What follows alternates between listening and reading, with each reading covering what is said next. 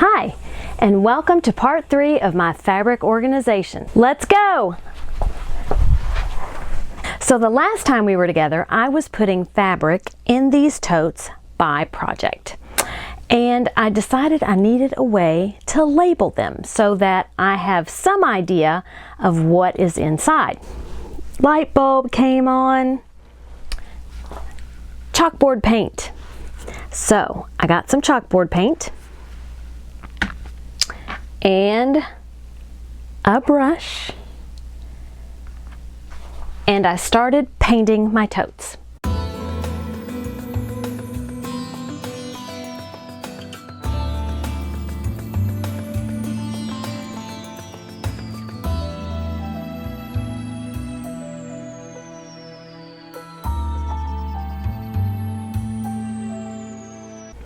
The plan being, once this is dry, I will label them with my chalk pen. And once I've put the project together, then I can erase what I put on there and I can use my chalk pen and label the next project that I load up. So that takes care of my fabric by project. Now I have all this fabric left over that isn't by project, that maybe it's a blender fabric, or I haven't decided what I'm going to do with it yet. Or I have an idea of what I want to do with it, but I'm not as committed to putting it in a tote. I'm not that close to getting the project done. So I have a new way, new to me, to organize my fabric that I'm not ready to use yet, but I want it out so that I can see it and remember that I have it. For those fabrics that I don't have a specific project in mind, or the project might be further out into the future, I have decided that I'm going to wrap that fabric in comic boards. And these you can get at Amazon or on Amazon. I'll put a link below.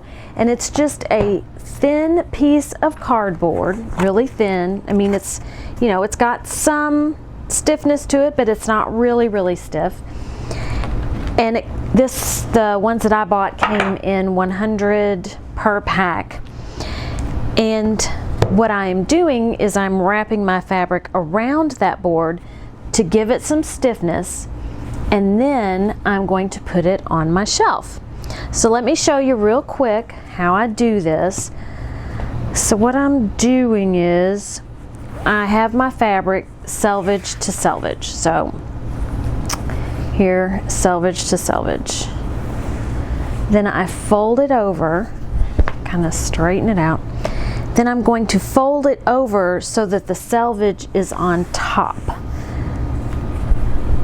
So I'm going to fold it this way, and the direction I'm not taking into consideration. I'm just, so my selvage, my two selvages together are together, and then I fold over the fabric so that I see the selvage on the side. Then I take one of these boards, I lift the two selvages and I put it in between so that it gets caught in the little crease. I fold over the rough edge, and then I just wrap the fabric around the board. That way I have a good view of the fabric, especially if I pull it out, but it's nice and consolidated in one area. Again, take the fabric, and most fabric is already folded selvage to selvage. Let's unfold it all the way. It was folded a little funky. So this one was not selvage to selvage, evidently. So I'm going to put the two selvage lines together. So it's folded like that. So it's about 22 inches at that point. Then I'm going to fold it again with selvages towards the crease, towards the fold in the fabric. And then I will match that. And it doesn't have to be perfect. I'm not going to iron it. I'm not pressing it. I am just getting it neat enough that I can wrap it around my board. Because if I were to do this and be real particular, it would take me a long time. Okay, so I take the board and I put it in, fold the fabric around the end of the board because I can feel the end of the board is here, and then here I fold it up, and then essentially I'm just going to wrap it around the board. And this kind of stretches the fabric out a little bit.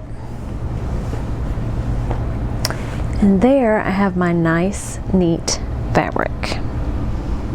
And of course I chose a dimly lit hallway to put it in, but I think you get the idea. And this will have all of my Christmas, Halloween, Thanksgiving, and fall fabric when I'm done. So you can see I've put all my totes with the chalkboard paint on the shelves below, and then my seasonal fabric will go on the top shelf, just like that. I also wanted to share what I've been working on to store my regular quilting fabric. What I did was I took some wood crates and I stacked them together around a DVD shelf that I have repurposed. And what I am doing is I am also folding these bits of fabric on those comic book boards, and then I am putting them on this shelf. So I've gotten started. I haven't made a whole lot of progress, and right now I'm using frames from the wedding reception to hold up my pieces of fabric. And here I've put some fat quarters in. Here's some red and green fabric, which may end up in seasonal, I'm not sure. And here is some more fabric where you can get a better idea of what it's going to look like when it's all done. And here I've started. And there's some more comic boards for me to wrap my fabric. I'm also going to include some decorative items on this shelf just because, you know, I want to have something to dust. Thank you for watching this video. I hope that you'll join me next time for some more organizational tips.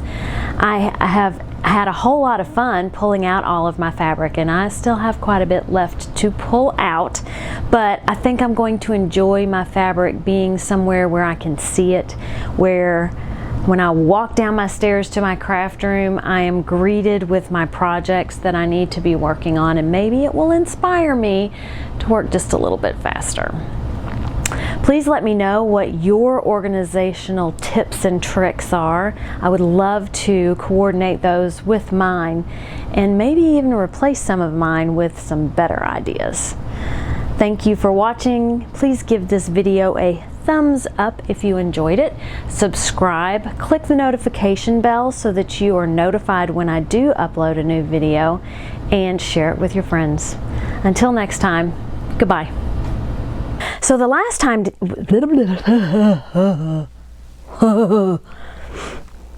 okay.